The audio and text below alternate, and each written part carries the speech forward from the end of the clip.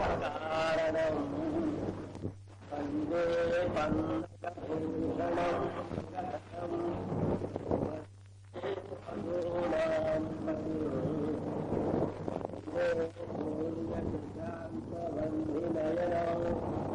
వందే శివ వందే ముకుంద ప్రియం వందే భక్తజనాశ్రయం వరదం వందే శివం శంకరం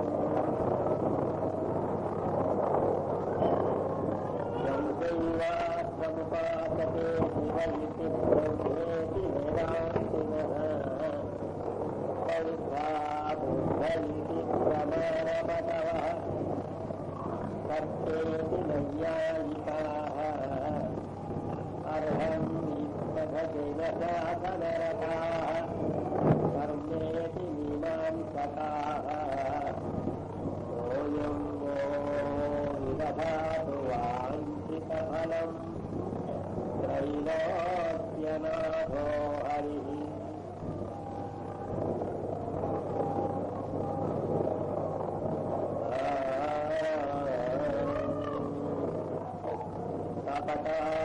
ధర్మస్య సర్వధర్మస్వరూపిణే అవతార వరిష్ఠాయ రామకృష్ణాయ తే నమః. సంఘావతార స్కందస్య శుక్రాచార్యో నిరాంవరః ప్రణమ్యతే మహాభాగో రమణో భగవాన్ కమలప్రాక్షం పుణ్యశ్రవణకీర్తనం వాసుదేవం జగద్ప్రియో నౌమి నారాయణం హరి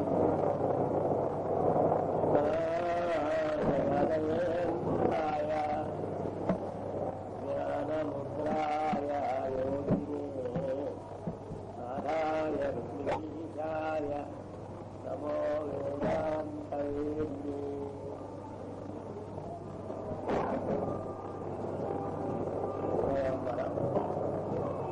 భగవద్గీతను గురించి విషయాలు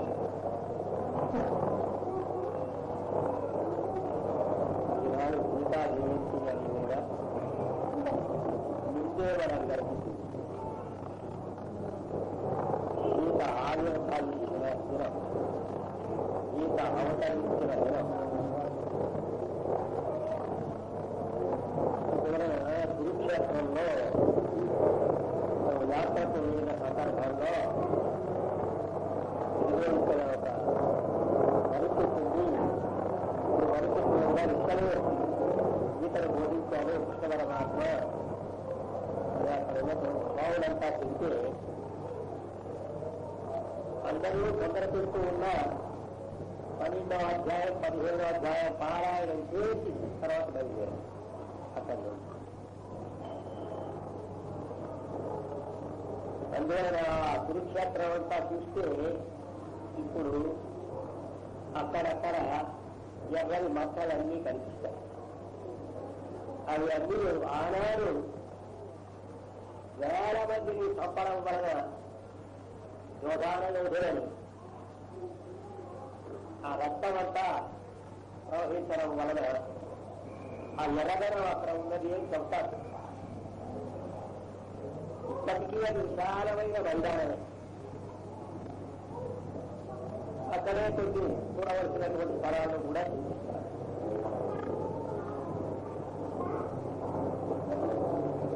కొంతకాలం ఒక 25 సంవత్సరాల క్రితం వరకు భారతం వ్యాసుడు కల్పితమే అనే భావం ఉంటుంది. తర్వాత ధర్మరాజు కాలంలో ఒక నాదాలు అవన్నీ సంవత్సరం వలన ఇప్పుడు దొరికాయో అప్పుడు భారత యుద్ధం జరిగింది. పాండవులు కౌరవులు ఉన్నారు, ఇది కల్పితం కాదు అనే నిర్ణయం ఏర్పడింది. కొన్ని కట్టడాల యొక్క రాళ్ళు కనిపించడం వలన ఆ ఆకారం నాటి కుండలు పాత్రలు దొరకడం వలన ఇంకొక చోట ఇప్పటికీ ప్రభుత్వమే ఉన్నారు. మొన్న పత్రికలో రాశారు. ఇప్పటికీ సముద్రం లోపలికి చూస్తే ఆ పూర్వం కృష్ణుడు పరిపాలించిన ద్వారక యొక్క భవనాలు అవన్నీ కూడా కనిపిస్తూ ఉన్నాయి.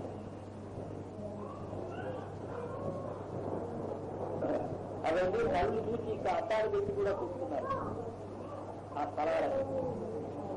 అందువల్ల కృష్ణుడు కేవలం కల్పిత పురుషుడు కాదు, ఆయన ఉన్న ద్వారక కూడా కల్పితం కాదు. ఆయన ఆ భవనాల యొక్క కట్టడాల యొక్క చిహ్నాలు, కొన్ని శిథిలాలు, కొన్ని దేవాలయాల యొక్క అవశేషాలు ఇవన్నీ కనిపిస్తూ ఉంటాయి. కాబట్టి యుద్ధం తప్పకుండా జరిగింది.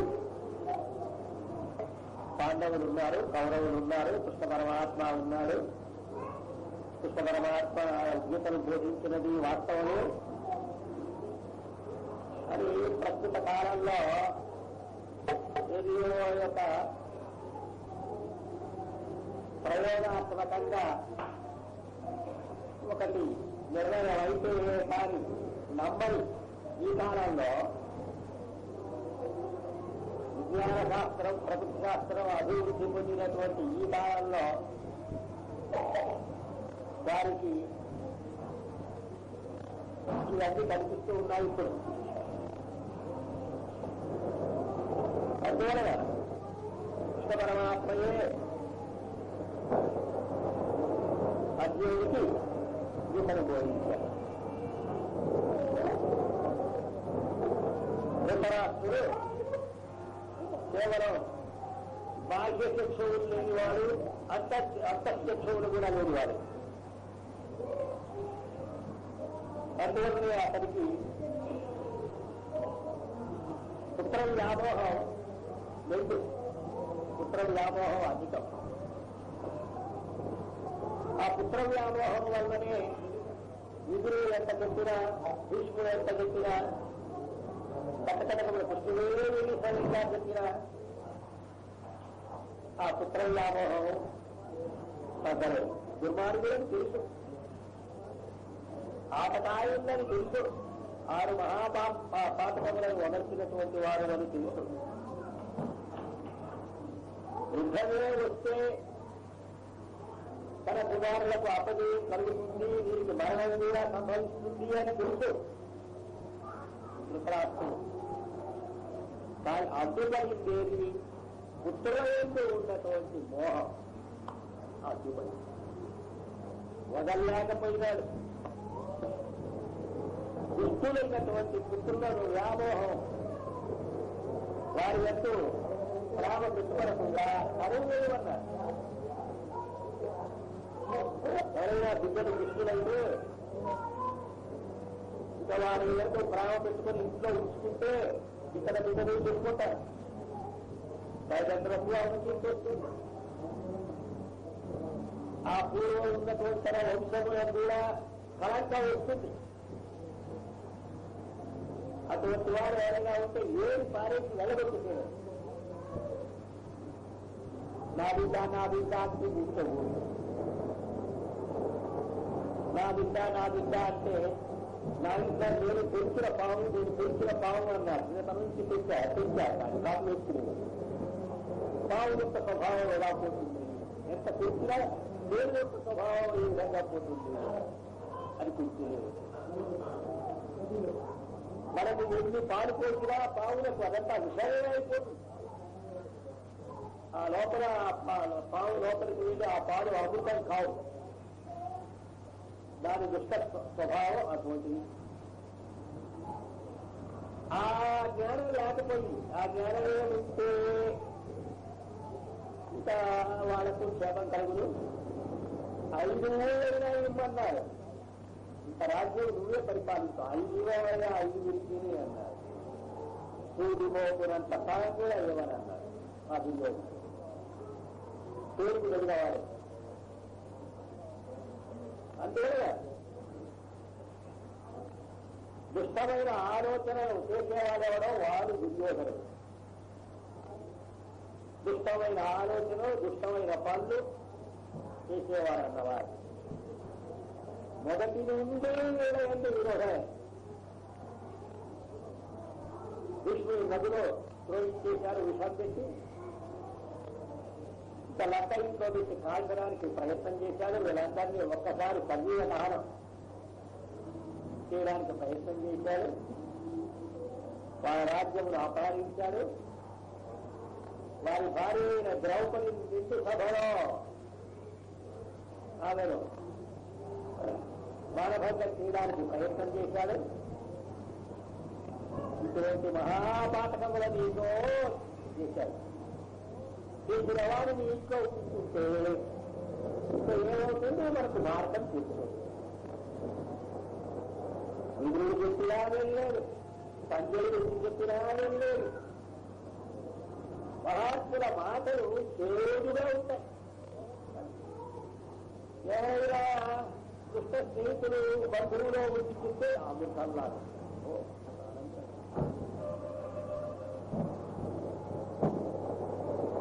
మహాత్ములు చెప్పే మాటలు చేదుగా ఉన్నా, కఠోరంగా ఉన్నా, ఏంటి మనమే చేసిన పనులన్నీ చెప్పేస్తున్నారు, మండలిస్తున్నారు, కష్టంగా ఉన్నా తర్వాత కలిగేది ఆత్మహితం, క్షేమం, సుఖం, భగవదనుగ్రహం.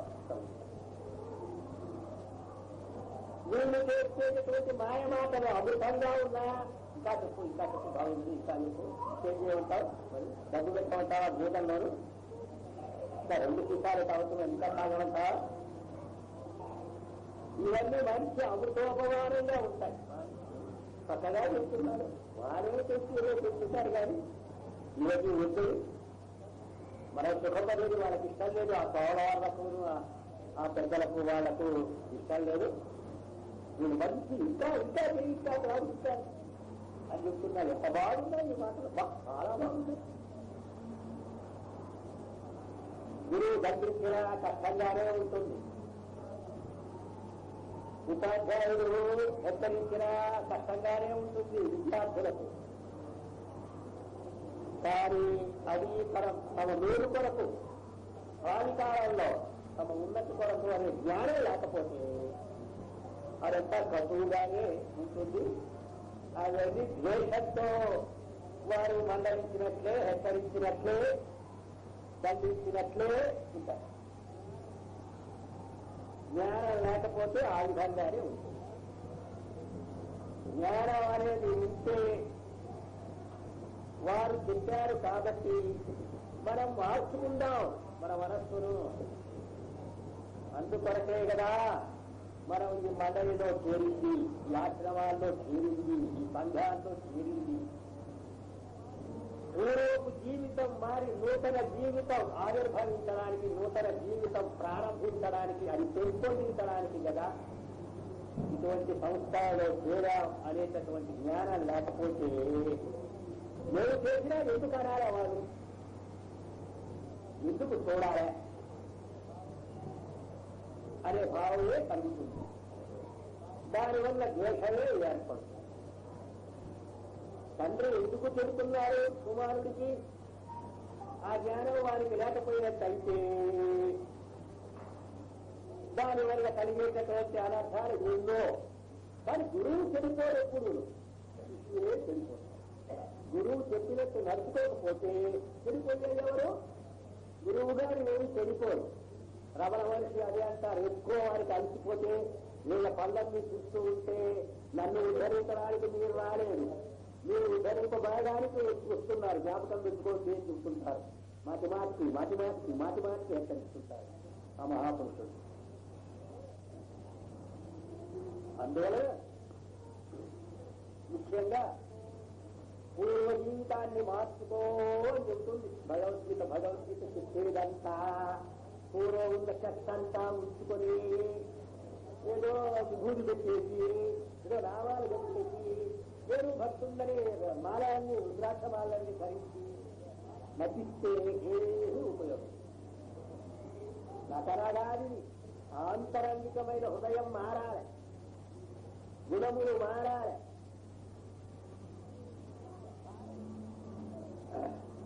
భారవి మహాపండితుడు, అంత పండితుడు మరెవరు లేరు.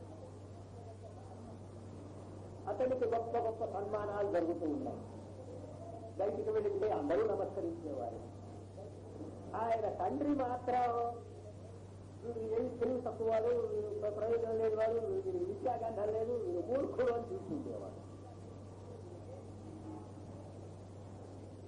కోపం వచ్చింది కుమారుడు, నేను ఇంత మహాపండితుడు అంటే ఇన్ని చోట్ల సన్మానాలు, గౌరవాలు, యోగ్యతా పత్రాలు పొందుతూ ఉంటే మా నాయన గారు ఉంటే కాదు పనికిరాని వాళ్ళు అంటున్నారు అని చంపాలనుకున్నాడు తండ్రి. అంత కోపం వచ్చి ఉదయం ఎత్తి కూర్చున్నాడు అటక మీద.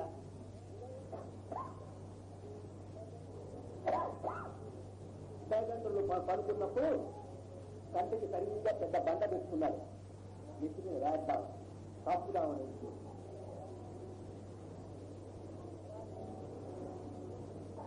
రాత్రి అయిపోయింది, బిడ్డడు ఉదయం వెళ్ళిపోయినాడు, ఎక్కడా కనిపించలేదు.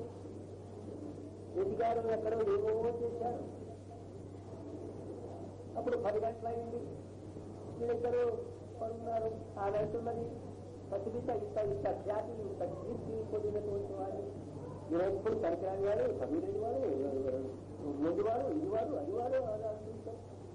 సో వాడు వెళ్ళిపోక ఏం చేస్తారు, లోపల గౌరవం లేక అక్కడ గౌరవం ఉన్న చోటుకు వెళ్ళారు, గౌరవం లేని చోటు వదిలేస్తారు అని ఆమె చూస్తున్నారు. భార్య చూస్తున్నదా ఆయన అన్నారు, మనవాణ్ణి మనమే పొగుడుకోకూడదు, దానివల్ల అతనికి శ్రేయస్సు కాదు, అందువల్ల నేను ఆ విధంగా అంటున్నాను. కానీ అతని ఎందుకు నాకేమి ద్వేషమా? నా కొడుకు అతని ఎందుకు నాకు ప్రేమ లేదా? కాబట్టి ఇంకా అభివృద్ధికి వచ్చేందుకు, ఇంకా అభ్యున్నతిని పొందేందుకు, ఇంకా అభ్యుదయ మార్గములు చూసుకునేందుకు నేను ఈ విధంగా అన్నాను అని ఆయన అంటున్నారు. వెంటనే అతక నుంచి దిగుతాడు. అయ్యా, ఇంత రాయి తీసుకున్నాను నీకు చంపాలని, నువ్వేమో నా శ్రేయస్సు కోరి, నా పేరు కోరి, నా హితమును కోరి, నా భావికాలంలో ఆ ఉన్నతిని కోరి నువ్వు ఈ విధంగా అన్నావు అనేటటువంటి విషయం నాకు తెలియలేదు.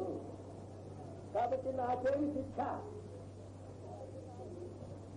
అంటే తండ్రి గారు చెప్పారు, ఏమీ శిక్ష లేదు, కానీ నీవు 3 సంవత్సరాలు ఎంతో అత్తగారింట్లో ఉందిరా అంటే. ఇప్పుడు అత్తగారింటి అల్లుండి బాగా చూస్తారు, ఈ శిక్ష విధించాలేంటి ఈ తండ్రి గారు అని అత్తగారింటి వెళ్ళారు. వెళితే 3 రోజులు చూశారు బాగా. 4వ రోజు నెయ్యి తగ్గించారు, 5వ రోజు కూరలు తగ్గించారు. నిమిషాలు ఏమైనా ఉంటున్నారు, 3 రోజుల్లో వెళ్ళిపోవాలి కానీ ఈ విధంగా ఉన్నారే తగ్గించారు. తర్వాత పచ్చడి మెప్పుకునే పెట్టారు, తర్వాత పూర్తాన్నమే పెట్టారు. ఏమైనా చదివేటట్టు లేడు అల్లగా అల్లుడు గారు, శిక్ష వేసి కూర్చున్నారు. తండ్రి చెప్పిన గడువు పూర్తి కావాలి, అప్పుడు వెళ్ళాలి ఆయన దగ్గరికి. అప్పుడు కాలం అలా ఉంది. ఇప్పుడేం నేను కష్టం చెప్పి మళ్ళీ వెంటనే వచ్చేస్తాను, ఏమైతే ఆ కష్టం బాగా ఉంది చూపిస్తాను. ఆ కాలం కాదండి, పూర్వకాలం తండ్రి ఆజ్ఞ అంటే అది వేద శాస్త్రం. ఆ విధంగా ఉండేవాడు. శిష్యుడు గాని, ప్రజలు గాని, నాయకుడు చెప్పినట్టు, గురువు చెప్పినట్టు నడుచుకునేటటువంటి వారు. ఆ తర్వాత ఏం చేశారంటే ఎన్ని చేసినా వెళ్ళేటట్టు లేదు. వాళ్ళకి కొన్ని మేకలో లేకపోతే గోవులో ఉన్నాయి, మేపుకొని రమ్మన్నారు. అల్లుడు మర్యాద పోయి మేపుకొని అవి మేపుతూ రాశారు ఆ ఉత్తమ గ్రంథాన్ని. ఎందుకు చెప్తామంటే మాటలు కఠినంగా ఉన్నా మార్చుకోవడం అనేటటువంటి దృష్టి కలగాలి. కొందరు చెప్తారు, మీరేమైనా చెప్పండి, నా స్వభావం అది మారదండి అంటారు. వాళ్ళే బాగుపడగలరు. స్వభావాన్ని దుష్ట మార్గంలో ప్రవర్తించేటటువంటి వారు ఏ విధంగా ఉన్నతిని పొందగలరు? ఈ బొంబాయి రోడ్లో వెళ్తుంటారు, మీరు పెద్ద కర్ర తీసుకొని తిప్పుతూ వెళ్తారు. ఏమంటే నా స్వభావం అంటారు. అందరికీ తగ్గుతుంది. వాళ్ళని తనకి పోటీ జైల్లో పడిస్తారు. వాళ్ళు కరగిస్తూ నా స్వభావం అంటే అది సాంఘికంగా ఒప్పబడుతుందా, ఆధ్యాత్మికంగా ఒప్పబడుతుందా? స్వభావాన్ని మార్చుకోవాలి. స్వభావం అంటే దాన్ని మార్చుకునేటటువంటి శక్తి గురువు ఇస్తున్నారు, దేవుడు ఇస్తాడు అన్నటువంటి విశ్వాసం ఉండాలి. అప్పుడు ఆ స్వభావాలన్నీ కూడా మారిపోతాయి. మార్చుకోవాలనే ఉద్దేశం ఉండాలి. మండలంలో చేరినందుకు, ఆశ్రమంలో చేరినందుకు మార్చుకోవాలి. పూర్వం ఉన్న చెత్తంతా ఉంచుకోకూడదు. అదంతా కడిగి వేసుకోవడానికి చేయాలి. దాన్నే కఠినంగా ఉన్న గురువుగా చూస్తున్నారు. ఈ విధమైనటువంటి భావం కలగాలి. మన చరిత్రలో గురువు గారికి పూర్వం గురువు గారికి పొలం అని ఉండేదట. వర్షంలో చెరువు తెగింది. శిష్యుని అరుణిగా శిష్యుని పంపిస్తారు. దాన్ని కట్టడానికి గడ్డి వేస్తాడు, మట్టి వేస్తాడు, ఏ ప్రయోజనం లేదు. తర్వాత ఆ గండికి తల కూర్చుంటాడు. కొన్ని గంటలు కూర్చుంటే ఈ శరీరం అంతా తెల్లగా అయిపోయింది. అట్లా ఉన్న కష్టానికి ఓర్చుకుంటూ గురువు చెప్పాడు కాబట్టి మనం ఆ చెరువులో నీళ్లు ఈ పొలంలో, గురువు గారి పొలంలో పడితే గంట పైనంతా నాశనం అయిపోతుంది చెప్పారు కాబట్టి కూర్చున్నారు. ప్రాణం పోయినా సరే గురువు ఆజ్ఞలు పరిపాలించాలే అనేటటువంటి దృష్టితో కూర్చున్నారు. తెల్లవారి లేచి గురువు కూర్చోండి ఉన్నామన్నారు. అప్పుడు వర్షం తగ్గిపోయింది. చెరువు కూడా అది మరొక విధంగా మళ్లింపబడింది. గురువు అతన్ని చూసి కౌగిలించుకోవడం అంటే ఎంతో ప్రాణం ఉంటుంది. ఈ సంబంధమైన కౌగిలింత కాదు, ఆధ్యాత్మికమైన కౌగిలింత అంటే అది ఎక్కువ ఇష్టం ఉన్నటువంటి శిష్యులను, మనకు ప్రీతిపాత్రమైన శిష్యులను ఆ విధంగా కౌగిలించుకుంటారు. ఒక పర్యాయం ఉత్తర దేశం వెళ్ళాలి. మేము వస్తామని ముందుగా తెలిసింది. ఆ సోమవారు వారు కాసుకుని ఉన్నారు. మేము వెళ్ళడంతో అమాంతంగా కౌగిలించుకున్నారు. ఇంకా కొంచెం గట్టిగా కౌగిలించుకుని మేము సిద్ధైపోయారు. గోధుమ లాగా ఉన్నారు ఆ సోమవారు ఇంత పొడుగున నయానికి సాధనగా ఉంటుంది. ఇంకా కొంచెం ఇస్తున్నాడంటే గొడితే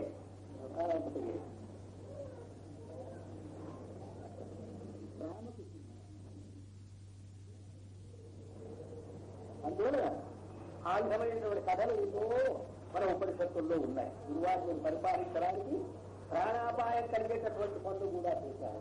ఈనాటికి చేసేవాళ్ళు ఉన్నారు. ఇదుకులేదు అసలే లేరా. మొన్న రామకృష్ణ ప్రభలో చదివారు. వివేకానంద స్వామి వారి శిష్యుడు నిత్యానంద స్వామి అని ఉండేవారు. ఆయన గురువు ఎంత తినేవాడు. కావాలంటే కూడా తక్కువ. అంత పాపాల దాసుడు. దేవుడు మఠం వారు ఒక ఆవును కొన్నారు. గంగకు ఆవ ఒక గొల్లపల్లెలో. దాన్ని తీసుకురమని ఈ నిర్భయానందుని ఇంకా ఇద్దరు స్వాముల వారులను పంపారు. అది మంచి వర్షకాలం. గంగా నది పూర్ణంగా ప్రవహిస్తూ ఉంది. ఆవును పడవలో ఎక్కించారు. ఈ సోమవారులు కూడా ఎక్కారు. వస్తూ ఉన్నది పడవ. నది మధ్య భాగానికి వచ్చేసరికి ఏమైంది? పడవ ఊగడం ప్రారంభించింది. వెళ్ళేటప్పుడు వివేకానంద స్వామి గారు ఏం చెప్పారు, అది కొత్తగా కొనది కాబట్టి ఎదురుతుంది, దాని పద్దం మాత్రం వదలకు అని చెప్పారు. సరే క్రమంగా ఆవు నదిలో కూర్చుంది, ప్రాణభయంగా పొలం ఊపుతుంది. ఈయన చూశారు ఆ ఇద్దరు స్వాములు మాత్రం గొప్పది. మనకే వ్యక్తి గురువాజ్యం దేవుడాజ్యం, మన ప్రాణం మనకి ముఖ్యం, తర్వాత చూసుకుంటాం. ప్రాణం ఉంటే ఏమీరా గారి ఆ నిత్యానందులు మాత్రం చూశారు.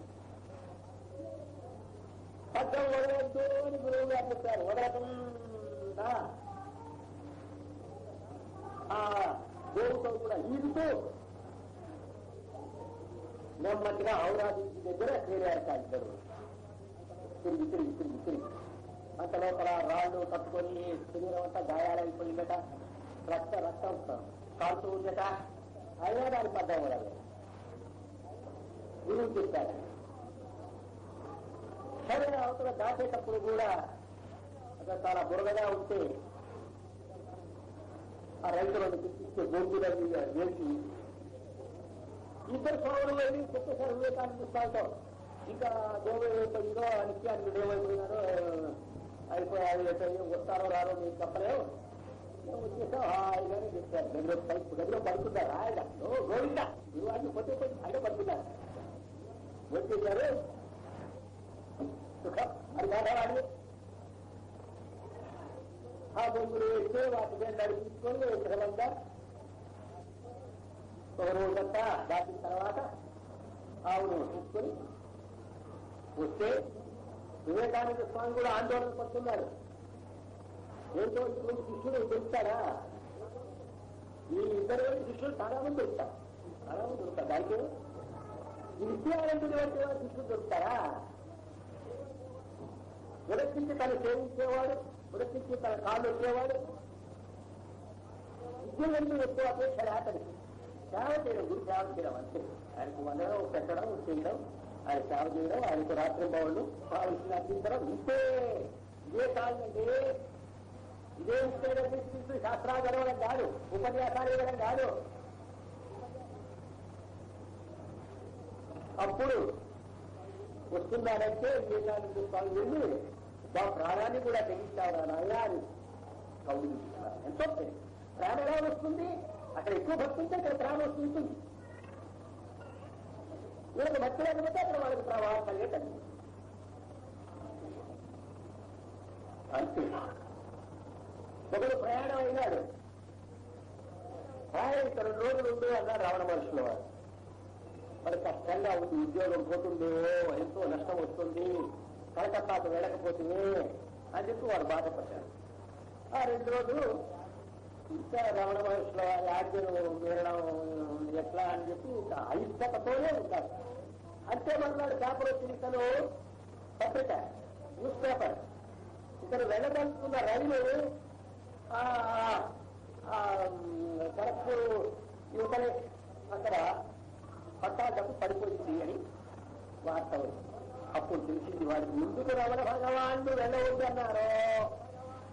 వెళ్ళే ఉంటే పరలోకానికి టికెట్ పుచ్చుకోవడమే కాదు, వివేకయ్యేవాడు అంటే పూర్తిగా అంత మహాత్ముల ఆజ్ఞలను తిరస్కరిస్తే ఎంత ఘోరమైనా జరగవు, ఎంత ప్రమాదమైనా జరగవు. పెద్దల మూటలు పెద్దల మాటలు పెరుగన్న మూటలు అన్న మధ్యగా కాదు, పెరుగు పని బాగుంటుంది చూడండి. ఇప్పుడు ఏం పెరుగు రుచి లేదు, పచ్చి లేదు. ఇప్పుడు ఉన్నటువంటి పెరుగు మంచి రుచిగా ఉంది. ఇప్పుడు అన్ని కలిపి పోషిస్తున్నారు, ఏం పోస్తున్నారో తెలియదు.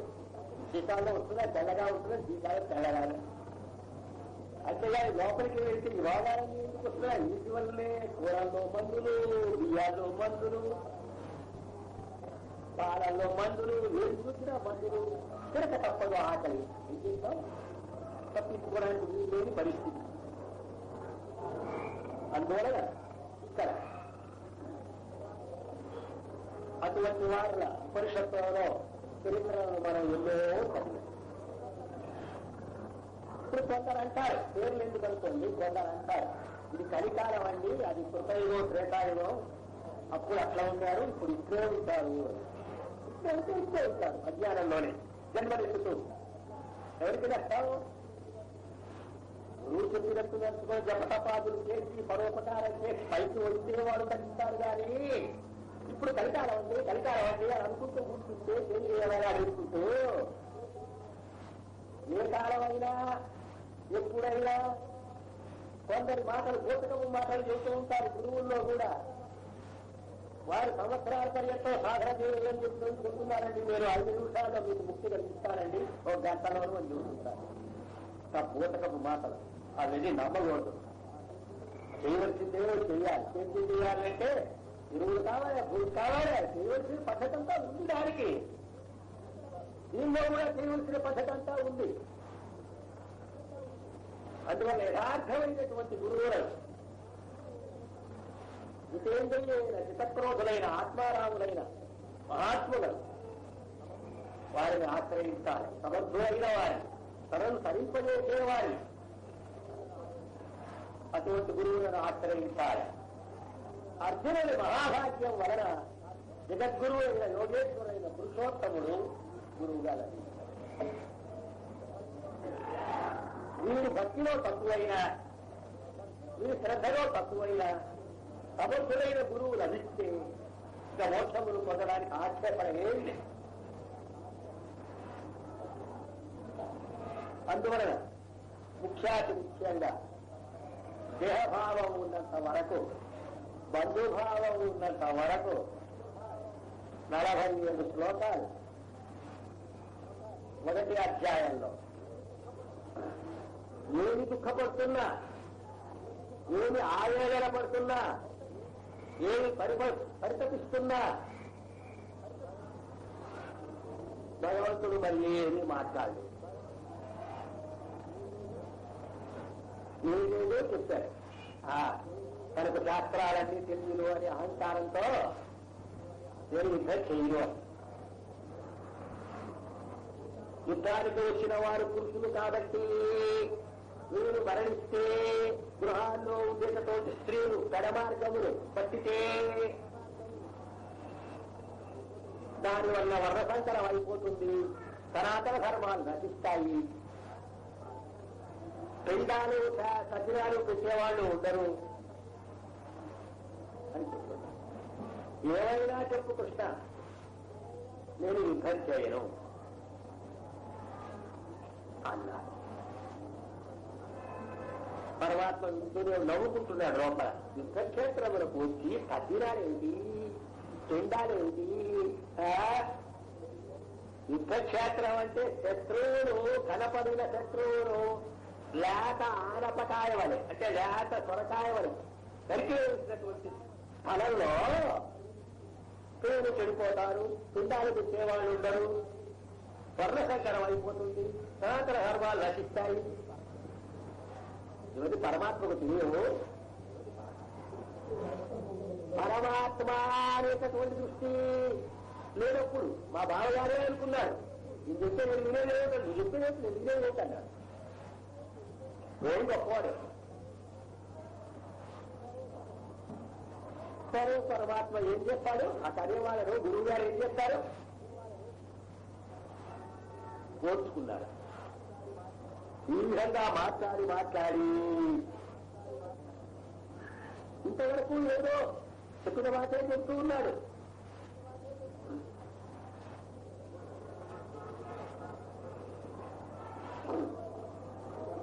ఎంతవరకు చెప్పాడు? 2వ అధ్యాయం 6వ శ్లోకం వరకు చెప్పాడు.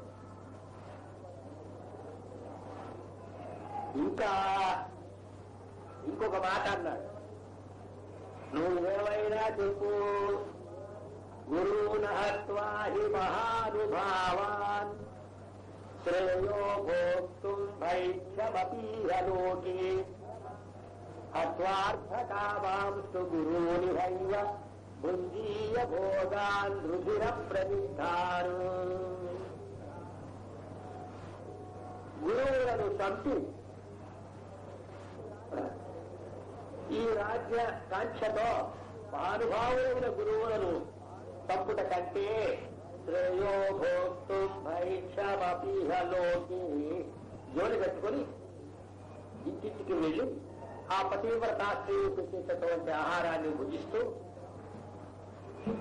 ఎవరికి ఏ విధమైన అపచారం లేని జీవితాన్ని, నిరాడంబర జీవితాన్ని, పవిత్ర జీవితాన్ని, ఆరణ్యక జీవితాన్ని, ఆధ్యాత్మ జీవితాన్ని గడుపుతాను, నేను యుద్ధం చేయను అన్నారు.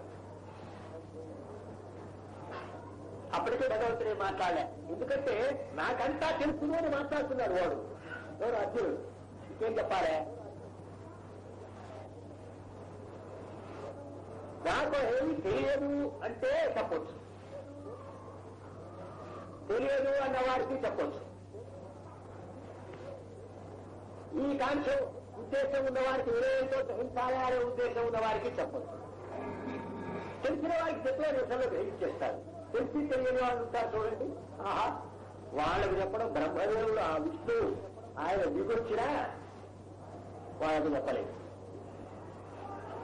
ఈ స్థితిలో ఉన్నాడు, నాకంతా తెలియదు అని కృష్ణుడికి బోధిస్తున్నాడు. అంతే, గురువు గారికి బోధిస్తున్నాడు.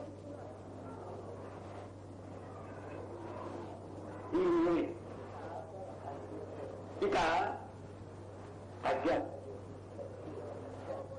అర్జునులో ఉన్న లోపం ఏమిటంటే యద్వా జయేమ యదిపానో జయేయుః అన్నారు. యుద్ధమే చేస్తావనుకో కృష్ణ, మాకే జయం జరుగుతుంది అని నీవు చెబితే తప్పక యుద్ధం చేస్తాను. అది పప్పులో కాలు ఇచ్చారు. పని చేయవలసిందే కానీ జయాపజయములు భగవద్గీతములు. ఒక పని చేస్తే జయం కలగవచ్చు, కలగకపోవచ్చు. చేయవలసిన పని మాత్రం చేసి తీరాలి, యుద్ధం మాత్రం చేసి తీరాలి. జయం కలుగుతుంది అనుకోకూడదు, జయం కలగదు అని అనుకోకూడదు. అదొక లోపం. ఆ లోపం ఇప్పుడు వచ్చిందో దిగాడు, ఇంకా దిగాడు. దిగి అంటున్నారు, కార్పణ్య దోషోపహత స్వభావ పృచ్ఛావిత్వాం ధర్మ సమ్మూఢచేతాః యశ్రేయస్యాన్ నిశ్చితం బ్రూహి తన్మే శిష్యస్తేహం యాధిమాం స్వాం ప్రపన్నం. అయిపోయింది, గర్వం అంతా ఊడిపోయింది. అసలు అది కాకుండా ఇంకొకటి కూడా గొప్ప పొరపాటు చేశాడు. మహారాజు కూర్చోవలసిన స్థలంలో అర్జునుడు కూర్చున్నాడు, సారథ్యం చేసే స్థలంలో కృష్ణుడు కూర్చున్నాడు. శరణో మధ్య సంస్థాపనే అచ్యుత అన్నాడు. కృష్ణ నిమిషం వెళ్ళిపోమని ప్రార్థిస్తున్నారని ఏమైనా ఉందా? తన కించిజ్ఞత్వాన్ని, భగవంతుడి యొక్క సర్వజ్ఞత్వాన్ని ఏమైనా గ్రహించాడా అర్జునుడు? నేను మహారాజు అనుకున్నాడు, కృష్ణుడు సారథి అనుకున్నాడు. వెళ్ళిపో. రెండు సేనల మధ్య, ఉభయో సేనయో మధ్య మే రథం స్థాపయ. రెండు సేనల మధ్య నా రథం నిలిపో. యావనేతాన్ నిరీక్షేహం యోద్ధకామాన్ అవస్థితాన్ కైర్మయా సహయోద్ధర్యం అస్మిరణ సముద్యమే. ఎవరెవరు దుష్టుడైన దుర్యోధనుని సహాయం చేయడానికి వచ్చారో రాజులు, వారందరినీ చూచుటకు వీరుగా రెండు సేనల మధ్య నరసం నిలిపో. బాగుందనుకున్నా, మా పెరిగిపోయిందనుకున్నారు కృష్ణ పరమాత్మ. ఎవరుకుంటారు? గురుగారు శిష్యుడి అహంకారం పెరిగిపోయి మాట్లాడుతుంటే ఎవరికి బాగుంది, చాలా బాగుంది. అందుక ఏం చేస్తాడు ఆయన? ఆయన శాంత పురుషుడు, శాంతుడు ఒకరు అనుకుంటాం. మరి ఏమి మాట్లాడలేదు, చిత్తం అన్నాడు. ఎందుకంటే ఆ పనికి ఒప్పుకున్నప్పుడు మరి మహారాజు చెప్పినట్టు నడుచుకోవాలి కదా. ఆ పనికి ఒప్పుకున్నంత వరకు తప్పకుండా నీ నువ్వు నిలుపుతానన్నా. ఎందుకంటే ఈ పనికి ఒప్పుకున్నప్పుడు నువ్వు చెప్పినట్టుగా నడుచుకోవాలి కదా. ఎక్కడ నిలిపాడు అంటే రథం తెలుసులా? కృష్ణ పరమాత్మ దుర్యోధనుని ఎదుట నిలపలేదు, దుశ్శాసనుని ఎదుట నిలపలేదు, కర్ణుని ఎదుట నిలపలేదు. భీష్మ ద్రోణ ప్రముఖత సర్వేషాంచ మహీక్షితాం వాచ పార్థ పశ్యైతాన్ సమవేతాన్ కురుతి అని చెప్పారు. భీష్మద్రోణుడు ఎదుట తీసుకొని చెప్పారు. అయ్యగారి పని భీష్మాచార్యుడు అఖండ తేజస్సుతో వెలుగుతున్నారు. ఆయన గడ్డం, ఆయన మహాజ్ఞాని, మహాధర్మస్వరూపుడు. తండ్రి వివాహం కొరకు బ్రహ్మచర్య వ్రతమును అవలంబించినటువంటి మహానుభావుడు. తండ్రి సుఖం కొరకు తన సుఖాన్ని పరిస్థితించారు. ప్రతిజ్ఞ చేయడం కాదు, ఆ విధంగా జీవితం గడిపాడు. ప్రతిజ్ఞ అందరూ చేస్తారు. ఈనాడు ప్రతిజ్ఞ రేపు అయిపోయిందంటే ఆయన చేస్తారు. విశ్వ ప్రతిజ్ఞ అటువంటిది కాదు. ఆ జీవితం బ్రహ్మచర్య వ్రతాన్ని అవలంబించారు. ద్రోణాచార్యుడు, ధనుడు విద్యా గురువు, ఇద్దరు మహాపురుషులు అక్కడ ఉన్నారు. వాళ్ళను చూసేసరికి ఇంకా దుఃఖం ఎక్కువై, ఇంకా ఆవేదన ఎక్కువై,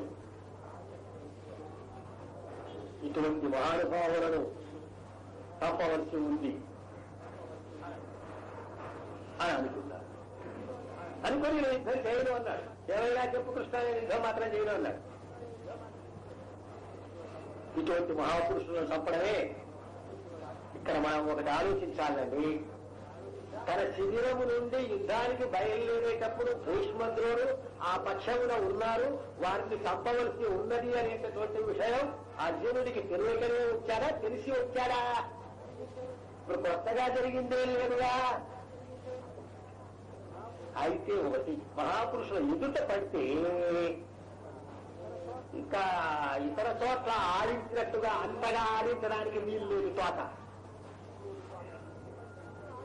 ఎదుట పడ్డప్పుడు ఆడించవచ్చు ఎంతైనా, ఎదుట పడితే మాత్రం ఆడించడానికి వీలు. వారి యొక్క తపశక్తి అటువంటిది, వారి అధ్యాత్మ శక్తి అటువంటిది. మేము రమణాశ్రమంలో ఉండగా ఒక ఆయన వచ్చారు. అందరం కూర్చొని ఉన్నాం. రమణ మహర్షుల దర్శన కాలం కాలేదు. ఆ అతిథి గృహంలో అందరం కూర్చోకుందాం. అన్నారు, ఈయనేదో మహర్షి అట, ఏమిటో అట, భగవాన్ అట, ఈయన కొమ్ము ఏమైనా ములిచిందో, ఏదో ఏమైందో ఇదంతా పరీక్షించడానికి నేను వచ్చాను అన్నాను. గొప్పవాడి మీద వచ్చామయ్యా, ఇన్నాళ్లకు అనుకున్నాం. కృష్ణ విషయం మేము, తర్వాత ఇంకా కొంతమంది, గురం సుబ్బరామయ్య గారు, అందరం కూర్చొని ఉన్నాం. గొప్పవాడు అవతరించావయ్యా ఇన్నాళ్లకు అనుకున్నాం మనస్సులో. ఇంకా చెప్పారు, అందరూ ఏదో 10 దండాలు పెడతారట, రమణ మహర్షికి నేను దండం మాత్రం పెట్టను అన్నాడు. కొన్ని ప్రశ్నలతో ఆయన పరీక్షించడానికి వచ్చాను అన్నాడు. సరే అన్నాం, మనం ఆయన ఒప్పించగలవా ఏమైనా. 3 గంటలైంది, రమణ మహర్షి గారి దర్శనానికి సమయం అయింది. అందరం బయలుదేరాం. ముందే వాడు బయలుదేరారు, మేమంతా వెనక బయలుదేరాం. బయలుదేరితే అక్కడికి ముందు వెళ్ళి సాక్షాత్ దండం పెట్టాడండి వాడు. నేను పెట్టను అన్నా. ఆయన పరీక్షించడానికి వచ్చాను అన్నాడు. ఇన్ని చెప్పినటువంటి వాడు పోరబడ్డాడు ఆయన సన్నిధానంలో. అయిపోయింది. 1 గంట 2 గంటలు అక్కడ కూర్చున్నాం. తర్వాత వచ్చేసాం. ఏమయ్యా దండం పెట్టనంటే వెళ్ళి మాకంటే ముందు బోర్లబడ్డావే అని అడిగితే ఆ మహాశక్తి ఇటువంటి నన్ను పడేసిందంటే. మహాత్ముల ఎదుట పాఠాడించడానికి వీళ్ళు అనవసరమైన మాటలు మాట్లాడాలి. అవతల మాట్లాడుకోవచ్చు, అవతల ఎన్నైనా చెప్పుకోవచ్చు, వ్యర్థ సంభాషణలు ఎన్నైనా చేయవచ్చు, గురువు గారిని ఎన్ని విమర్శనైనా చేయవచ్చు. వారు ఎదుట పడ్డప్పుడు మాత్రం ఇవన్నీ పరికరం. ఎదుట పడ్డాడు భీష్మద్రోణుడు, ఎదుట పడ్డాడు. ఇప్పుడు ప్రత్యక్షంగా చూశాడు. భీష్మాచార్యుల గడ్డం చూశాడు. ఆయన ముఖమున తాండవిస్తూ ఉంటే బ్రహ్మతేజస్సును చూశాడు. ఆయన వీరత్వమును సూరత్వమును చూశాడు. ఆయన ధర్మపరత్వమును చూశాడు.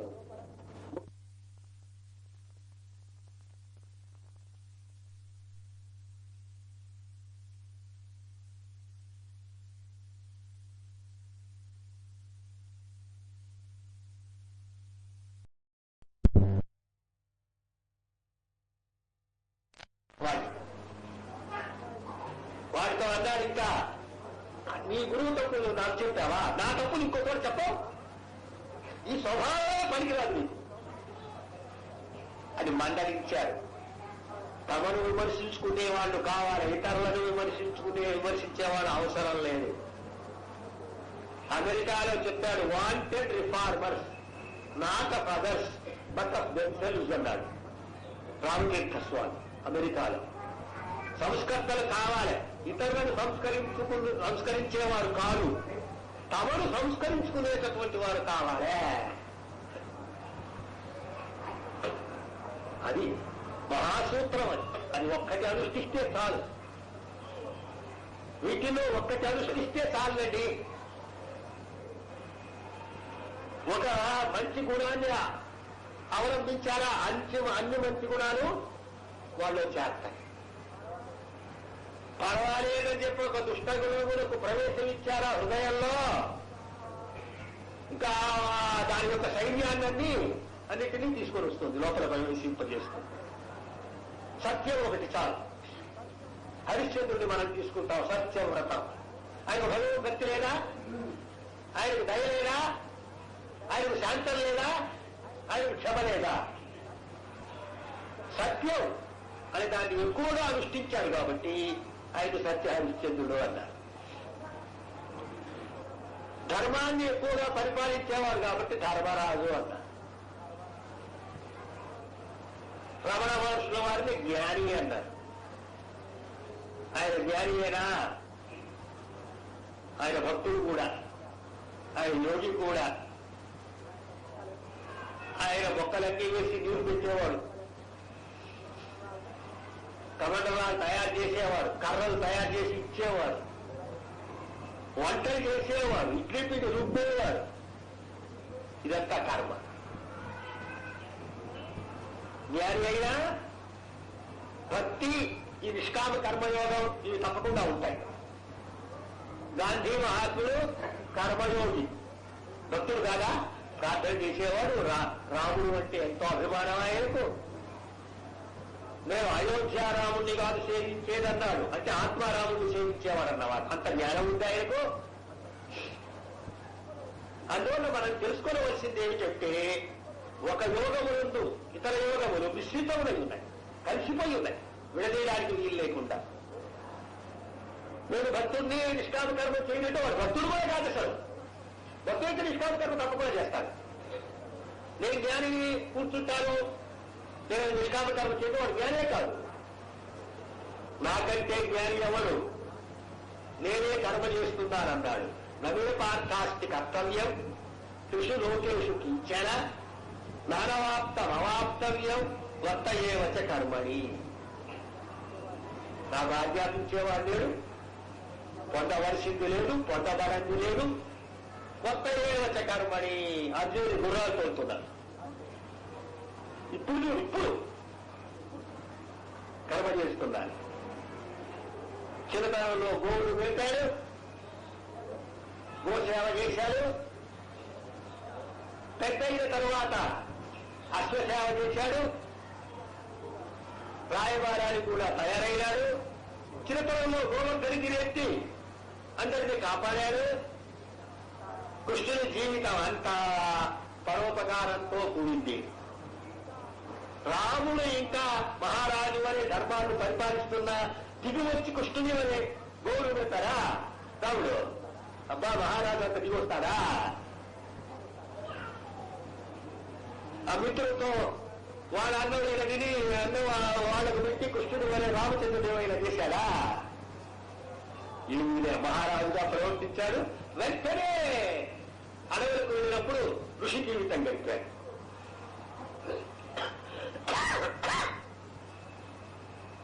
కాబట్టి ఇంకోటి అన్నాడు, ఉచ్చీదేలోకాన కుర్యాం కర్మచేద శంకరస్య కర్తాస్య ఉపహన్యాన్వా ప్రజా అన్నాడు.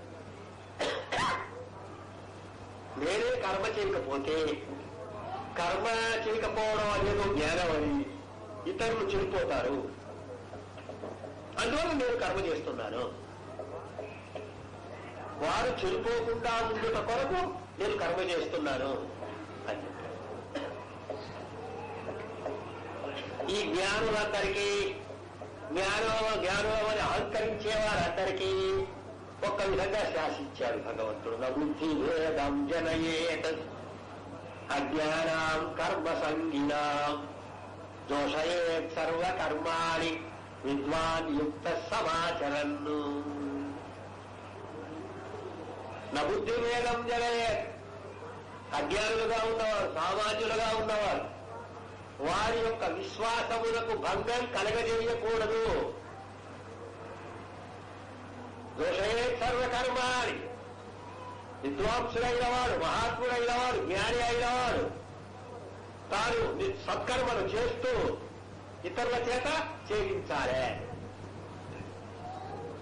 గాంధీ గారు ఇప్పుడు నేను సలహా ఇస్తుంటాను, మీరందరూ సత్యాగ్రహాలు చేయండి, జైలుకు పోండి అంటే ఎవరు వెళ్ళరు. తాను ముందు దుమికారు కాబట్టి, ఆ పద్ధతి చూపించాడు కాబట్టి అందరూ కూడా ఈ సలహాల వాళ్ళు ఈ స్వామివారి యొక్క ప్రయోజనలే, కర్మరంగంలో దిగాలే.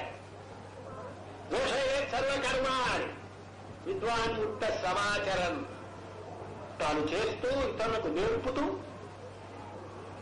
వారి చేత చేయించాలే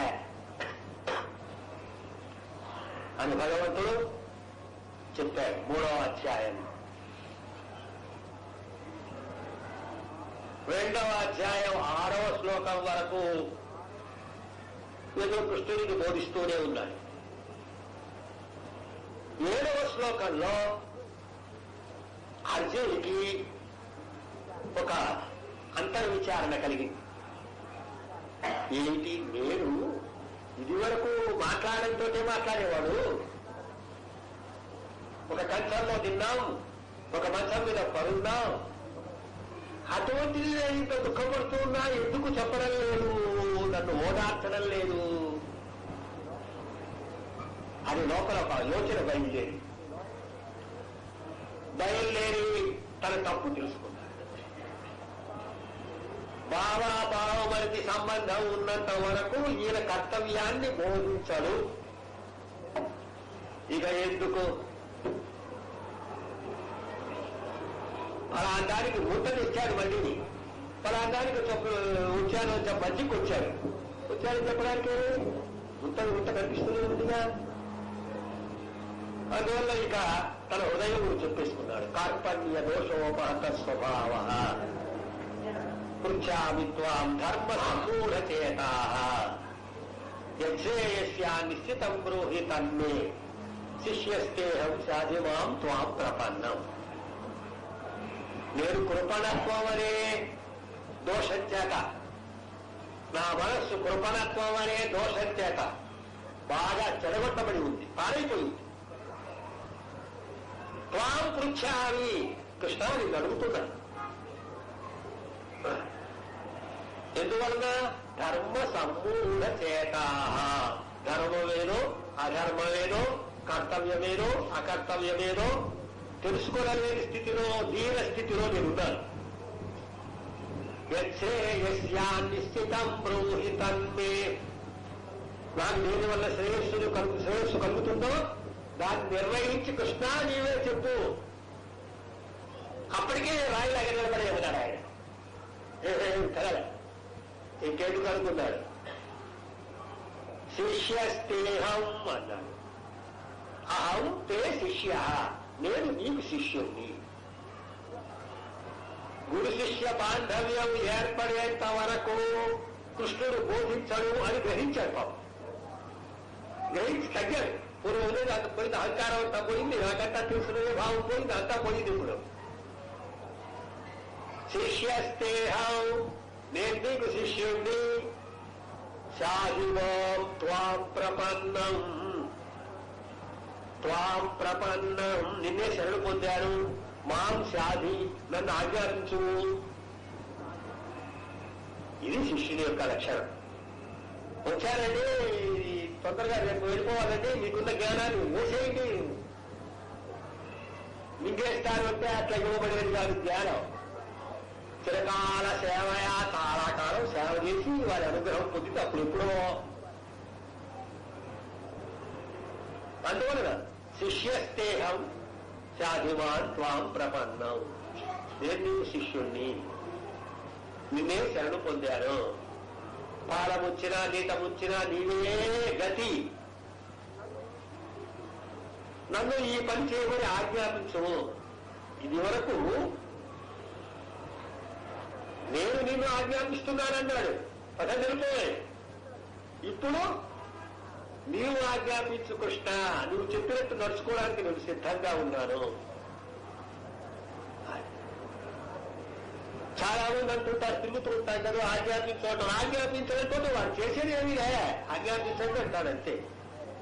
వాడు ఆ చాటుకు వెళ్ళిపోతాడంతే, మళ్ళీ కల్పించడు. అటువంటి వాడుగా చేయడు.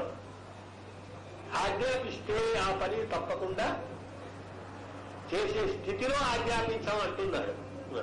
ఏ పని చెప్పినా చెప్పండి ఆజ్ఞాపించండి అంటే, అయినా ఈ పని చేయాలంటే మరి కల్పించుకుంటా కొంతమంది ఉన్నారు. మా విశాఖపట్నంలో కూడా చాలా మంది ఉన్నారు. చాలా మంది ముఖ్యంగా పని చెప్తే చేస్తూ ఉంటారు. కొంతమంది చెప్పడంతో చేస్తామంటారు. ఇక్కడ గోడ దగ్గరే గురువు గారికి అర్పించేసి వెళ్ళిపోతుంటారు. మరి ఇదెందుకు బరువు? ఒక విశాఖపట్నంలోనే కాదనుకోండి, అన్ని చోట్ల ఉన్నారు. ఎక్కడ లేరు, ఎక్కడ పడితే అక్కడే ఉన్నారు.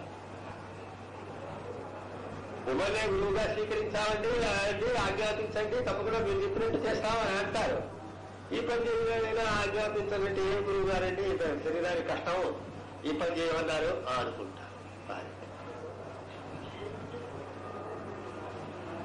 మీకు అందరికీ తెలుసు, భారతీదేవి అని ఉన్నది, ఇప్పుడు ఉన్నది అక్కడ ఆశ్రమంలో, ఇక్కడికే వచ్చిందా.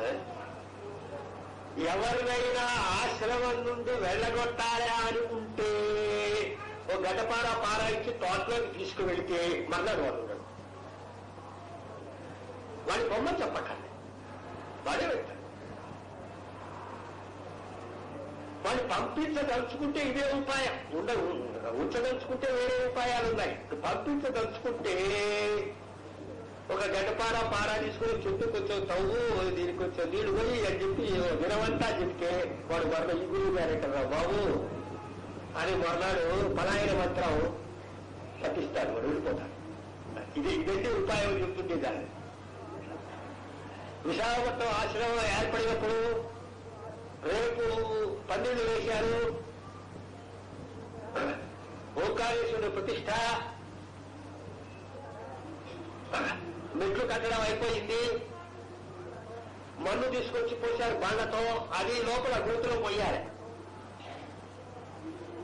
పాపం అక్కడ ఉన్నవారు ఆఫీసర్లు వాళ్ళు వీళ్ళు వచ్చారు, తుప్పలు కొట్టేశారు, అదంతా బాగు చేశారు. వాళ్ళు అలసిపోయినారు, వాళ్ళు వెళ్ళిపోయినారు.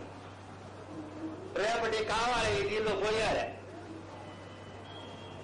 అతనే ఆ పాలకొండ ఎక్కడెక్కడి నుంచో వచ్చారు, 10 మంది వచ్చారు ఓంకారేశ్వరుడు తీసుకొచ్చినట్టుగా. వాళ్ళ చేత అంతా పోషించారు. మళ్ళీ గంటలు చూస్తే వెళ్ళిపోయా వెళ్ళిపోయినారంటే ఆ నింపడం అయిపోయింది. పైన కూడా టాప్ కూడా వెళ్ళా. రైల్వే వాళ్ళు ఉన్నారు అప్పుడు, శిష్యులు గారు తీసుకొచ్చారు, తార్పాలు వేసిచ్చారు. గోడలు ప్లాస్టింగ్ లేవు. ఈ అమ్మగారితో చెప్పాము మీరు పట్టుబట్టలన్నీ తీసుకురామని, పట్టుబట్టలన్నీ కట్టేశారు. ప్లాస్టింగ్ కట్టే అందంగా ఉండాలి. అది రకరకాల పట్టుబట్టలన్నీ. ఓంకారేశ్వరుడు ప్రతిష్ట అయిపోయింది విశాఖపట్నంలో 56లో, 1956లో.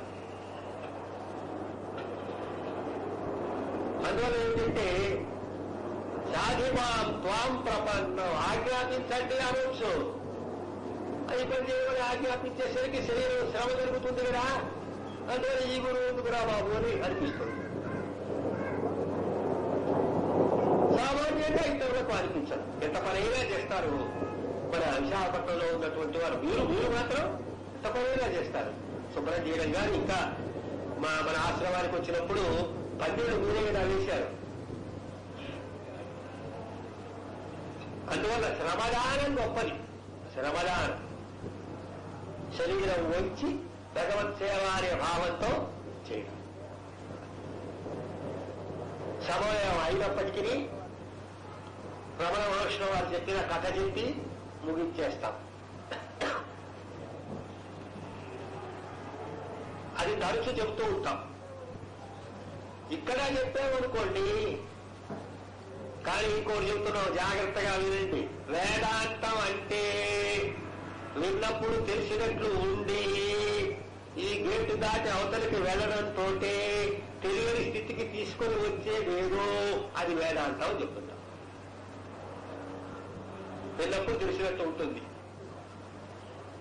ఆయన ఏం చెప్పారంటే, రమణ భగవాన్లు ఒక ఋషీశ్వరులు మహాత్ములు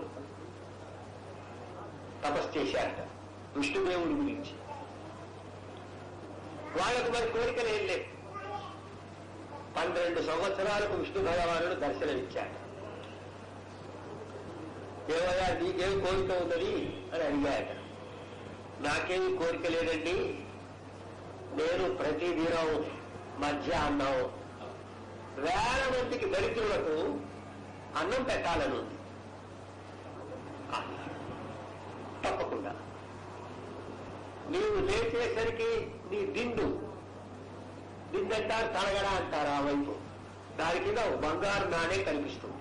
అది మార్చి నువ్వు 1000 మందికి అన్నదానం చేసి. ఏమయ్యా నువ్వు తపస్సు చేస్తున్నావు, నీకేం కావాలి? నాకు కూడా అదే కావాలండి, నేను కూడా 1000 మందికి అన్నదానం చేయాలనుకుంటున్నాను. తప్పకుండా నీవు లేచేసరికి నాణే కనిపిస్తుంది, అది మారిస్తే కొన్ని 1000 రూపాయలు వస్తాయి. అన్నదానం చేసి. అన్నదానం గొప్పదండి. ఎందువల్లంటే వస్త్రదానం ఇస్తే అది వాడు వెనక్కి వెళ్ళి చూసుకుంటాడు. ఇంకా చదివి ఉండేది ఇవ్వకూడదా, ఇంకా మంచిది ఉండేది ఇవ్వకూడదా, వీడేంటి ధనవంతుడే ఇటువంటి గుతక గత ఇచ్చాడు అనుకుంటాడు. ఇక అన్నదానం అంటే మనం అన్నం పెడతాం, వాళ్ళు తింటాడు, ఇంకా పెడతాం తింటాడు, ఇంకా బలవంతం కడుపు నిండిపోయింది వాడికి, ఇంకా బలవంతం చేస్తాం, వద్దు బలవంతం, ఇంకా చస్తానంటే ఏం పెట్టాడు. ఇంకా వీళ్ళకి మనం పడుకుంటే ఆ విస్తరి ఎంతుందో అంత పడుకుంటాను దాని మీద. లేదు బాబు, వద్దు అనిపించేది అన్నదానమే కానీ మరి ఏ దానం కాదు. అందువలన సరే నీవు లేచేసరికి కూడా నాణ్యం కనిపిస్తుంది, నువ్వు చేసి. మొదటి వాడు ఏం చేశాడు, ఇటువంటి సభ ఏర్పాటు చేశాడు. విష్ణుదేవుడు ఇటువంటి వరం ఇచ్చాడు. కాబట్టి మీలో ఎవరైనా నిష్కామంగా వంటలు చేసేవారు, వడ్డించేవారు, వడ్డించిన తర్వాత విస్తరణ తీసి అవతల పారవేసేవారు, స్థలం శుభ్రం చేసేవారు ఎవరైనా ముందుకొస్తారా అంటే తప్పకుండా కొంతమంది వచ్చారు. సేవా దృష్టితో, నిష్కామ సేవ, భూతతృప్తి, భగవతృప్తి అనే ఉద్దేశంతో వచ్చారు. సరే వీడు కూడా బాగా నలుగు ఉంచి అందరితో కూడా వడ్డించడంలో అన్నిట్లో కూడా పాల్గొంటున్నాడు, అందరి చేత చేయిస్తున్నాడు. ఆ రెండవ వాడు వంటవాళ్ళను మాట్లాడి మీకు ఇంత జీతం, శుభ్రం చేసేవాళ్ళకు ఇంత అని కుర్చీ మీద కూర్చొని కర్ర పెత్తన చేస్తున్నాడు రెండవ వాడు. ఈ విధంగా ఉండగా కొన్ని దినాలకు ఈ రెండో వారి బంగారు నాణ్యం మారడం ఆగిపోయింది. దాని కళాకాంతం తగ్గిపోయింది, దాని విలువ తగ్గిపోయింది. విపణి వీధికి తీసుకువెళితే బజారుకు తీసుకువెళితే ఇది చెల్లదండి, ఇది ప్రయోజనం లేదండి అనడం, ఏదో అన్నదానం చేస్తున్నావు అని చెప్పి మీరు కొంత ఇవ్వడం. 12 గంటల కల్లా మొదటి వాడు అన్నదానం అందరికీ చేసేసి మూసేసేవాడు. వాడు 4 గంటలైనా 6 గంటలైనా పెట్టకపోయేవాడు. ప్రాణం విసిగింది, మళ్ళీ తపస్సు చేశాడు. ఏ విష్ణువారు పక్షపాత రహితుడు, కరుణా సముద్రుడు, గొప్ప గొప్ప బిరుదులున్నాయి, కానీ వారికి మారే నాణ్యం ఇచ్చావు, నాకు మారే నాణ్యం ఇచ్చావు, ఏమిటి అని అడిగితే ఏం లేదు ఆయన. వాడు అహంకారం చంపుకొని భగవంతుడి సేవకుడు అనుకుని వాడు అందరి వల్లే నలుగు ఉంచి సేవ చేస్తున్నాడు, వారికి మారుతున్నది.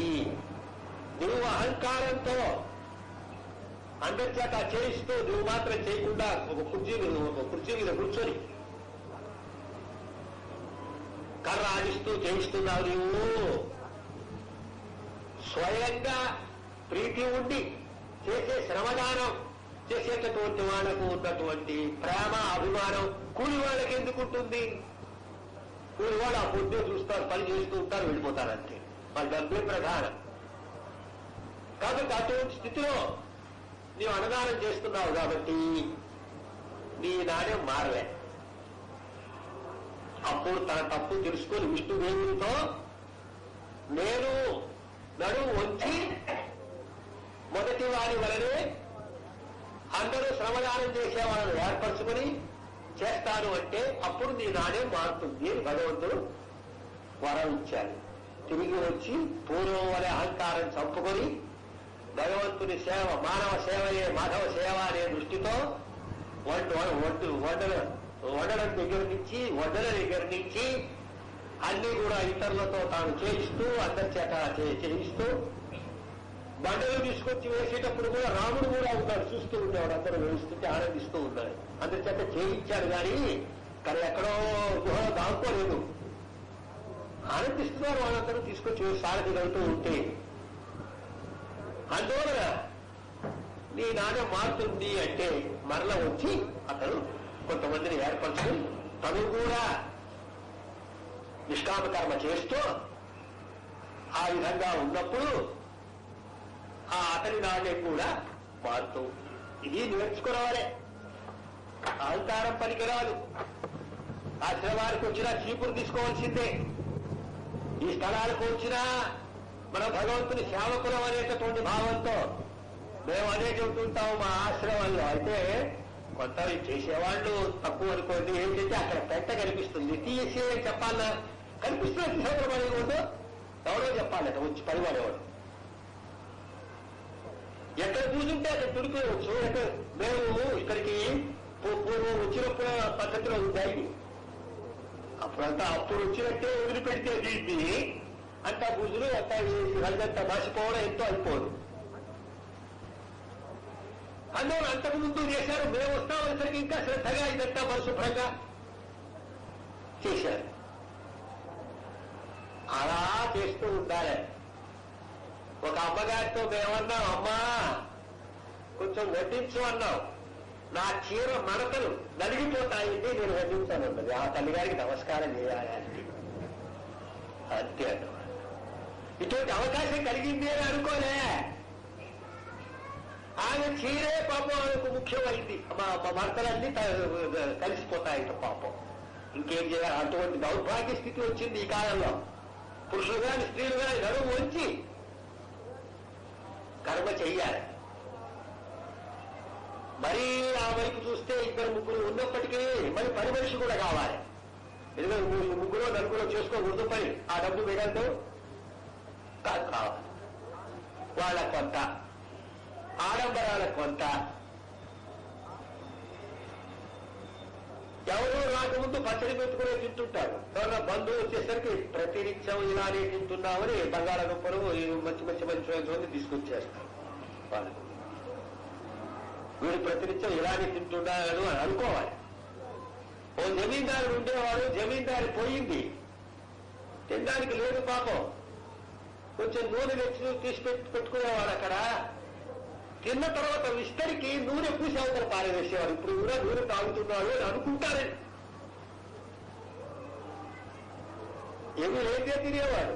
పారవేసేటప్పుడు మాత్రం దానికి నూనె పూసి పారవేసేవాడు. రోడ్లో వెళ్ళేవాడు చూడాలి. ఎందుకంటే జమీందారుడు అబ్బా.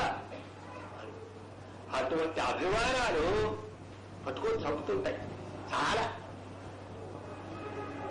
ఈ అభిమానం పోగొట్టుకోవడం అని చెబుతుంది భగవద్గీతా శాస్త్రం. ఈ అభిమానాలు పోగొట్టుకోకండి. ఒక బంధువుకు వివాహ సమయంలో మనం పెత్తనం ఇచ్చావా, వాడు ఈ ఉత్సవం లేకపోతే ఎట్లా, ఈ చీర లేకపోతే ఎట్లా, ఈ లాడులు చేయకపోతే ఇవన్నీ వాడి తిరుపతికి లేకుండానే శుభ్రం చేసేస్తాడు. వాడింట్లో వాడి కూతురు పెళ్ళంటే బహుజాగ్రత్తగా తీసుకుంటాడు. ఎవరిదో అది అయితే వీడికి అంత ప్రేమలే. తనదైతే అంతఃపురం జాగ్రత్తగా అప్పుడు పెడితే మనం ఎలా తీర్చుకోవాలో, తన బ్యాటరీలు అయితే వేస్తుంటాడు, మూసేస్తుంటాడు. ఇతరులైతే ఇచ్చేస్తారు 24 గంటలు. ఎదురు జరిగింది. ఈ భావం ఎప్పుడు నశిస్తుందో అందరి సొత్తు తన సొత్తు వంటిదని, అందరి కష్టం తన కష్టం వంటిదని, అందరి సుఖం తన సుఖం వంటిదని ఎప్పుడు వాడు భావిస్తాడో, నిర్ణయించుకుంటాడో, ఆచరిస్తాడో అప్పుడు గీతను పట్టడానికి కానీ, గీతను అనుసరించి మేము పనులు చేస్తున్నామని అనడానికి కానీ, గీతను పారాయణ చేయడానికి కానీ, గీతా ధర్మమును కొంతవరకైనా తెలుసుకున్నామని కానీ అనడానికి అర్హత అప్పుడు. ఒకప్పుడు విజయనగరంలో ఒక అమ్మగారికి పుస్తకం ఇచ్చాం. మరు సంవత్సరం వెళ్ళి అమ్మ పుస్తకం ఎంతవరకు చదివాము అని అడిగాం. లేదండి ఆ పూజా గృహంలో పెట్టి పుష్పాలు వేస్తున్నాను అన్నది ఆమె. అమ్మ అభిషేకం కూడా చేయకమ్మా అన్నాను. అభిషేకం చేస్తే అసలే పుస్తకం పోతుంది, అసలే ఉండదు. అభిషేకం చేయడానికి పుష్పాలు వేయడానికి కానీ పుస్తకం ఇచ్చింది. ఎందుకు ఇచ్చాము? చదవడానికి, గ్రహించడానికి, అనుష్ఠించడానికి. గీతాపారాయణ చేశాం, మంచిదే. ఇవాళ గీతల గురించి తెలుసుకున్నాం, చాలా మంచిదే. ఈ దినములు మర్చిపోకుండా ఉండాలి జీవితంలో. మేము 1932వ సంవత్సరంలో ఫిబ్రవరి 4వ తేదీ మర్చిపోం. ఆనాడు భగవాన్ని దర్శించాం రమణ మహర్షుల వారు. మా జీవితంలో ఒక సంస్కారం కలిగినటువంటి వేళ, సువర్ణ సమయం, అమూల్య సమయం, అమృత కాలం, అమృత గడియలు అని అనుకుంటుంటాం. అలానే ఏ సంవత్సరం కూడా గీతా జయంతికి మేము ఇక్కడికి రాలేదు. ఏవో మార్చే వచ్చేవాళ్ళం, ఏవో సమయంలో వస్తూ ఉండేవాళ్ళం. కానీ ఈసారి పట్టుదలతో గీతా జయంతి సందర్భంలో ఇక్కడ ఉండాలని, గీతను గురించి కొంచెం గట్టిగా చెప్పాలని, అనంతమైన ఆధ్యాత్మిక సంస్కారమును కలిగించాలనే ఉద్దేశంతో ఈ సమయంలో ఇక్కడికి రావడం. కాబట్టి మీరందరూ ఏదో చెప్పారు స్వామి అనుకోకుండా దీన్నంతా కూడా గ్రహించి అనుష్ఠిస్తే అప్పుడు ఆనందం. మీ జేబులలో ఉన్నటువంటి పనికిరాని వస్తువులన్నీ తీసిపారవేసి భగవద్గీత మూలములు ఎప్పుడైతే జోబీలో పెట్టుకుంటారో అప్పుడు ఈ జయంతి చేసిన దానికి, ఈ కార్యకర్తలు శ్రమ పడ్డడానికి మేము ఎక్కడి నుంచో విశాఖపట్నం, ఎక్కడ బంగాళాఖాతం నుంచి అరేబియా సముద్రానికి వచ్చాం. ఆ సముద్రం దగ్గర ఈ సముద్రానికి వచ్చాం. వచ్చిన దానికి ఫలం కలుగుతుంది అంటే ఎప్పుడు గీత జోబీలో, ఇంత పెద్ద పుస్తకం కాదు, చిన్న పుస్తకంగా జోబీలో పెట్టుకోవడానికి వీలుగా ఉన్నవి కూడా ఉన్నాయి. అర్థం లేకుండా మూల ఉన్నా చాలు. ఆ జోబీలో ఉంటే, తగులుతూ ఉంటే హృదయానికి కొత్త సంస్కారం కలుగుతుంది. గీతా పారాయణ చేయనిది పచ్చినీళ్ళైనా ముట్టను అని ప్రతిజ్ఞ చేస్తే ఈ జయంతి యొక్క ఫలం కలిగినట్లు. ముందు గీతాపారాయణ ఒక అధ్యాయం కానీ 10 శ్లోకాలు కానీ ఎంత నీకు అనుకూలం ఉంటే అంత చేసి తర్వాత ఏదో ఇతరమైన కాఫీ తాగేవో భాగవతం చెప్తే కాకుండా ఉండేవాళ్ళు లేరు ఈ కాలంలో. కాఫీ తాగడం కూడా తప్పే, టీలు మొదలైన అంతకంటే తప్పు. కానీ అంతా అలవాటైపోయినటువంటి వాళ్ళు చెప్తే మాత్రం ఏ ఉపయోగం ఉండదు. ఆ రెండూను గీతాపారాయణ చేసిన తర్వాత త్రాగడం, లేకపోతే ఆఫీసులోకి వెళ్ళడం ఏదో చేయవచ్చు. ముందు భగవంతుడు, తర్వాత ప్రపంచం. ముందు ప్రపంచం, తర్వాత భగవంతుడు కాదు. ముందు తన తిండి తిప్పలు ఇవి ఆలోచనలు కాదు, తర్వాత భగవంతుడు కాదు, ముందు భగవంతుడు. లేవడంతో ప్రార్థించాలి. 2 కారణాలు రాశాము దానికి ఉపదేశ రత్నావళిలో. ఒకటి, నిద్రలో శవం అని అయిపోయినాడు తాను తనను మేలుకొల్పిన వాడెవడు, అలానే శాశ్వత నిద్ర కాకుండా లేపిన వాడెవడు, వాడు తప్పకుండా స్మరించాలి. తర్వాత ఇంకో కారణం, రాబోయే దినం ఏ ప్రమాదాలు లేకుండా, రాబోయే దినం చూడండి, ఇప్పుడు ప్రమాదాలు యాక్సిడెంట్స్ అంటారు, ప్రమాదాలు ఎక్కువ. మనం చోడవరం వెళ్తున్నాం, ఆ బస్సు ఎక్కించేసింది ఒకరి వీరికి. అప్పుడు అతను అవతల పడ్డాక ఆవేదో చదివిపడింది ఆ అమ్మాయి. ఏముంది, అటువంటి పెద్ద నగరాల్లో తప్పకుండా జరుగుతాయి. అటువంటి ప్రమాదాలు అనేవి జరగకుండా ఉండేందుకు లేవడంతో భగవంతుడిని స్మరించి తర్వాత ఉప్పు, మిరపకాయ, చింతపండు, గోధుమ పిండి, ఈ ఇతరమైనటువంటి నూనెలు, వ్యవహారాలు ఇవన్నీ తర్వాత అనుకోవాలి. అలా తప్పవాలి. అవి లేకపోతే భోజనం ఎట్లా, తిరగడం ఎట్లా? ఆ విధంగా చేస్తారని విశ్వసిస్తూ ముగిస్తున్నాం. జయ రమణ రమణ గోవిందో.